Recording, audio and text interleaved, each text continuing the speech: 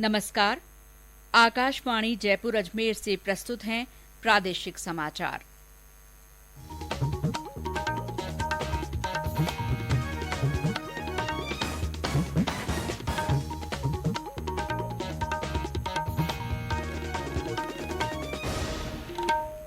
मुख्य समाचार। श्रीमती द्रौपदी मुर्मू ने देश के 15वें राष्ट्रपति पद की शपथ ली। कहा, राष्ट्रपति पद तक पहुंचना उनकी व्यक्तिगत नहीं बल्कि देश के हर गरीब की उपलब्धि है। राष्ट्रपति ने करगिल विजय दिवस पर देशवासियों को बधाई दी। उन्होंने कोविड महामारी के दौरान देश के प्रयासों की सराहना की। प्रदेश के ज्यादातर जिलों में बारिश का दौर जारी। कोटा बैराज के 11 गेट खोलकर 1.5 लाख क्यूसेक पानी की निकासी। कोटा में एक स्वयंसेवी संस्था द्वारा संचालित विमंदित गृह में विषाक्त भोजन करने से 3 विमंदितों की मौत, 12 लोग अस्पताल में भर्ती। और केंद्रीय पशुपालन मंत्री परषोत्तम रूपाला ने राजस्थान में पशुओं में लंपी बीमारी की स्थिति की समीक्षा की। प्रभावित जिलों में केंद्रीय दल भेजे।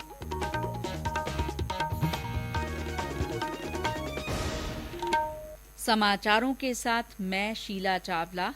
और अब समाचार विस्तार से। श्रीमती द्रौपदी मुर्मू ने आज देश के 15वें राष्ट्रपति के रूप में शपथ ली। संसद के केंद्रीय कक्ष में आयोजित एक भव्य समारोह में प्रधान न्यायाधीश NV रमणा ने उन्हें शपथ दिलाई। मैं द्रौपदी मुर्मू ईश्वर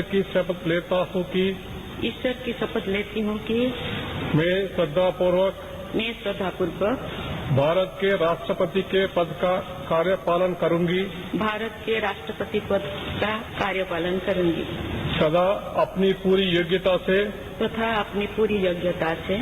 संविधान और विधि का परिरक्षण, संरक्षण और प्रतिरक्षण करूंगी। और मैं भारत की जनता की सेवा और कल्याण में निरत रहूंगी। शपथ ग्रहण के बाद राष्ट्रपति द्रौपदी मुर्मू ने अपने संबोधन में कहा कि भारतीय लोकतंत्र की यही खूबसूरती है कि देश के दूरदराज के इलाके की एक गरीब महिला राष्ट्रपति बनी। उन्होंने कहा कि राष्ट्रपति पद तक पहुंचना उनकी व्यक्तिगत नहीं बल्कि देश के हर गरीब की उपलब्धि है।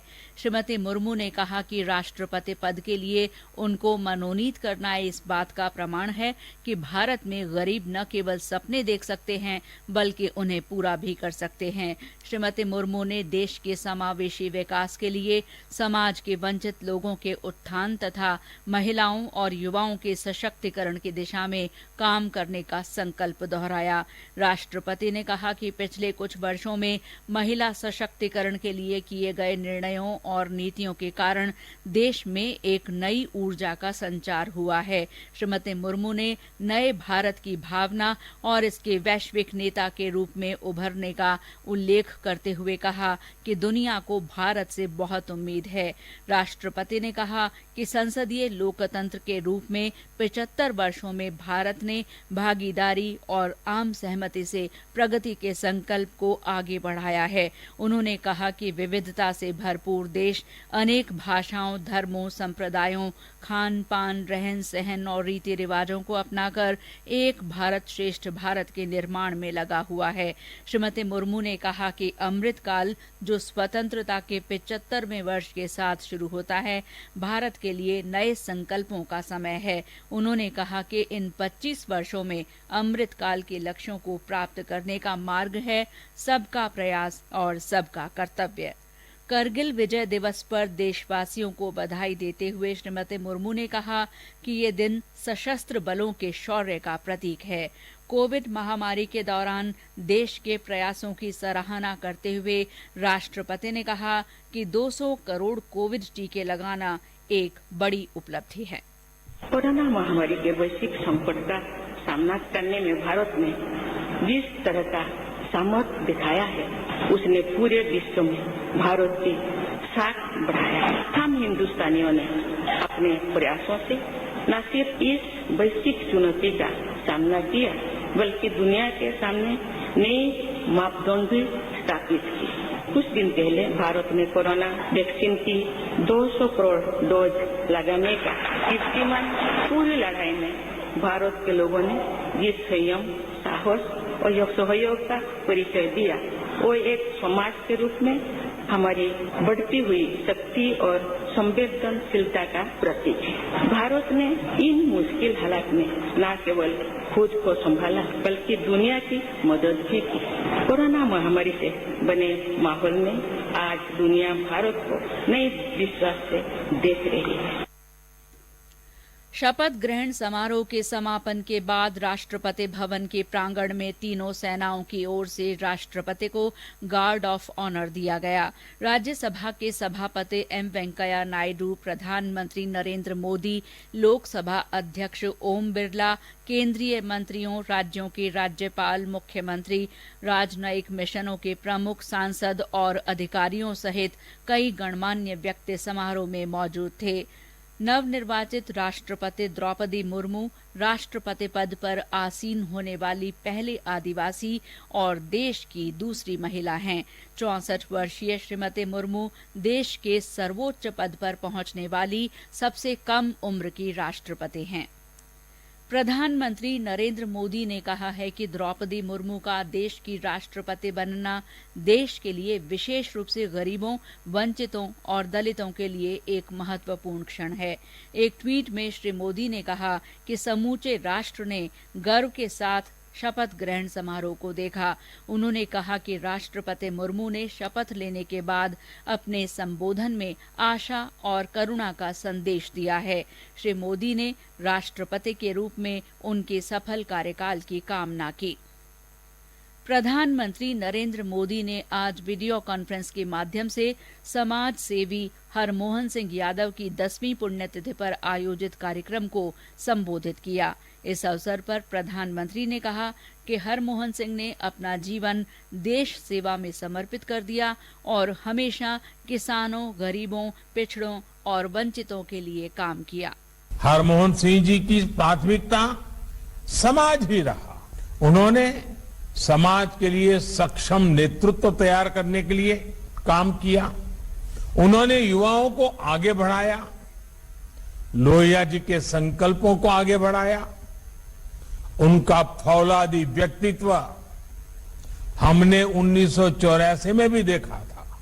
वो सामने आकर के लड़े, अपनी जान पर खेलकर उन्होंने कितने ही सिख परिवारों की मासूमों की जान बचाई। हरमोहन सिंह यादव को 1984 के दंगों के दौरान सिख समुदाय के अनेक सदस्यों की जान बचाने के लिए 1991 में शौर्य चक्र से भी सम्मानित किया गया। ये समाचार आकाशवाणी जयपुर अजमेर से प्रसारित किए जा रहे हैं। समाचार अभी और भी हैं, लेकिन पहले ये संदेश। अब हर घर की छत पर शान से फहरेगा तिरंगा, गुनगुनाए जाएंगे नव विकास के गीत। आन बान शान का प्रतीक राष्ट्रध्वज तिरंगा। आइए आजादी के अमृत महोत्सव के पावन अवसर पर इस स्वाधीनता दिवस हर घर फहराते हैं तिरंगा और लेते हैं भव्य और सशक्त भारत के निर्माण का संकल्प। आइए हर घर फहराएं तिरंगा। समाचारों में आपका फिर स्वागत है। प्रदेश के ज्यादातर जिलों में बारिश का दौर जारी है। कोटा संभाग में लगातार हो रही बारिश से नदी नाले उफान पर हैं। कोटा ग्वालियर और बारां सवाई माधोपुर मार्ग अवरुद्ध हो गया है। कोटा संभाग तथा मध्य प्रदेश के विभिन्न इलाकों में हो रही बारिश के चलते आज कोटा बैराज के 11 गेट खोलकर 1,52,000 क्यूसेक पानी की निकासी की जा रही है। शहर के उद्योग नगर क्षेत्र में डाढ़ देवी मार्ग पर नाले में उफान आने से 3 लोग फंस गए, जिन्हें नगर निगम की गोताखोर टीम और आसपास के लोगों ने मिलकर रेस्क्यू किया। जिले के सांगोद उपखंड के कनबास, देवली, धूलेट, आंवा और कालियाखेड़ी में घरों में पानी भर गया है। निचली बस्ती के लोग घरों को छोड़कर ऊंचे स्थानों पर चले गए हैं। बूंदी जिले में बारिश से 5 तालाब लबालब हो गए हैं। टोंक की बनास नदी में बहाव तेज हो गया है, इससे गहलोत घाट की सड़क टूट गई। जिला मुख्यालय से 3 तहसीलों के 200 से अधिक छोटे गांवों का संपर्क टूट गया है। बारिश से टोंक के बीसलपुर बांध में पानी की अच्छी आवक हो रही है। बांध का जलस्तर 309.92 आरएल मीटर तक पहुंच गया है। झालावाड़ में सावन की झड़ी आज भी जारी रही। बूंदी में हल्की बरसात हुई। सवाई माधोपुर जिले के विभिन्न स्थानों पर तेज बरसात से निचले इलाकों में पानी भर गया। जयपुर में भी सुबह से रुक रुक कर बारिश होती रही। अजमेर और उदयपुर तथा भरतपुर संभाग के जिलों में भी कई स्थानों पर तेज बारिश के समाचार हैं। राजसमंद, प्रतापगढ़, चित्तौड़गढ़, भीलवाड़ा में भी अच्छा पानी बरसा है। मौसम विभाग के अनुसार पिछले 24 घंटों में अजमेर में सबसे ज्यादा 85 मिलीमीटर बारिश दर्ज की गई। मौसम विभाग ने कहा है कि अगले 48 घंटे में कोटा, अजमेर, जोधपुर तथा उदयपुर संभागों में कहीं कहीं भारी बारिश और कुछ स्थानों पर अत्यधिक भारी बारिश होने की संभावना है।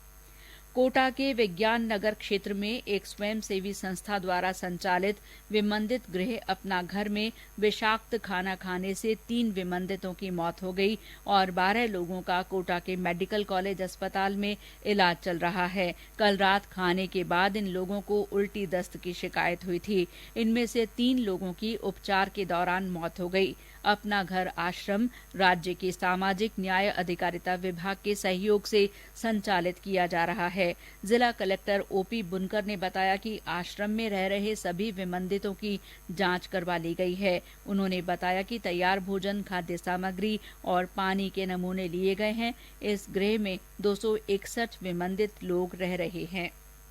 केंद्र सरकार ने राजस्थान और गुजरात में पशुओं में लंपी स्किन डिजीज की रोकथाम के लिए केंद्रीय दल तैनात किए हैं। केंद्रीय पशुपालन और डेयरी मंत्री परषोत्तम रूपाला ने दोनों राज्यों में लंपी स्किन डिजीज की स्थिति की समीक्षा की। उनके निर्देश पर केंद्रीय दल इन राज्यों में भेजे गए हैं। राजस्थान में केंद्रीय दल का नेतृत्व डॉक्टर सुरेंद्र पाल कर रहे हैं। पशुपालन और डेयरी विभाग राज्यों में लंपी स्किन डिजीज की स्थिति पर लगातार नजर रखे हुए हैं। केंद्र ने विभिन्न एजेंसियों को प्रभावित राज्यों में महामारी संबंधित जांचें करने के भी निर्देश दिए हैं।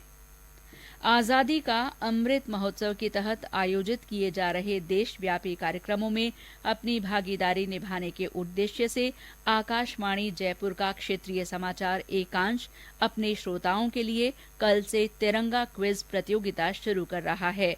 ये quiz Indian oil corporation limited के सहयोग से आयोजित की जा रही है। प्रतियोगिता के तहत हर सप्ताह मंगलवार को शाम के बुलेटिन में राष्ट्रीय ध्वज तिरंगा से जुड़े प्रश्न पूछे जाएंगे। सबसे पहले सही जवाब देने वाले 3 श्रोताओं को पुरस्कृत किया जाएगा। श्रोता व्हाट्सएप नंबर 9414052368 पर संदेश के माध्यम से जवाब भेज सकते हैं।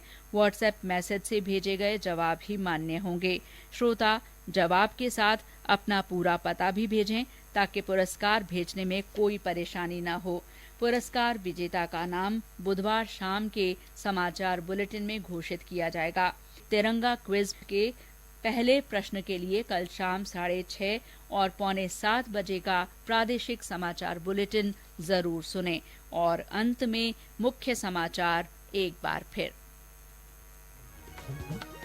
श्रीमती द्रौपदी मुर्मू ने देश के 15वें राष्ट्रपति पद की शपथ ली। उन्होंने कहा कि राष्ट्रपति पद तक पहुंचना उनकी व्यक्तिगत नहीं बल्कि देश के हर गरीब की उपलब्धि है। राष्ट्रपति ने करगिल विजय दिवस पर देशवासियों को बधाई दी है। उन्होंने कोविड महामारी के दौरान देश के प्रयासों की सराहना की। प्रदेश के ज्यादातर जिलों में बारिश का दौर जारी है। कोटा बैराज के 11 गेट खोलकर 1.5 लाख क्यूसेक पानी की निकासी की जा रही है। कोटा में एक स्वयंसेवी संस्था द्वारा संचालित विमंदित गृह में विषाक्त भोजन करने से 3 विमंदितों की मौत हो गई है, 12 लोग अस्पताल में भर्ती हैं। और केंद्रीय पशुपालन मंत्री परषोत्तम रूपाला ने राजस्थान में पशुओं में लंपी बीमारी की स्थिति की समीक्षा की। प्रभावित जिलों में केंद्रीय दल भेजे गए हैं। इसी के साथ प्रादेशिक समाचार बुलेटिन समाप्त हुआ। नमस्कार।